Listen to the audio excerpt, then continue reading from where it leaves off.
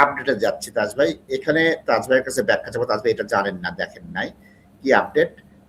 মামলা হচ্ছে যে সেক্রেটারি অফ স্টেট মানে হোম অফিস কি পারে 5 বছর রুটে কাউকে নো রেজিস্টার পাবলিক ফান্ড কন্ডিশনে ভিসা দিতে? হোম অফিস অস্বীকার করেছিল, কিন্তু মামলা হওয়ার পর উচ্চ আদালত বলে যে হ্যাঁ আমার এখতিয়ার আছে, আমি চাইলে দিতে পারি। এখন হোম অফিস চাইলে অনেক কিছু দিতে পারে, আদালতে যেতে হয়। না কাঁদলে যেরকম মা দুধ দেয় না, ঠিক তেমনি নো রিকোয়েস্ট পাবলিক ফান্ডটা হোম অফিসের এখতিয়ার আছে, জুরিসডিকশন আছে, তারা দেয় না, ঘাড় ধরে বাধ্য করতে হয়। তাজ ভাই এ বিষয়ে ওয়াকিবহাল, তাজ ভাইয়ের মতামত please.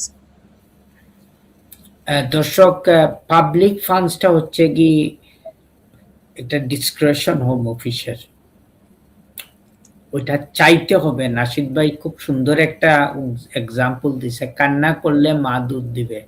So this is what it is, you have to explain your circumstances. কিন্তু হোম অফিসের স্টার্টিং পয়েন্টটাই হচ্ছে কি whether it is the 5 year or 10 year route visa, তোমাকে আমরা পাবলিক ফান্ডস দিব না, এবং আপনি এই জিনিসটারে ওভারকাম করতে হবে।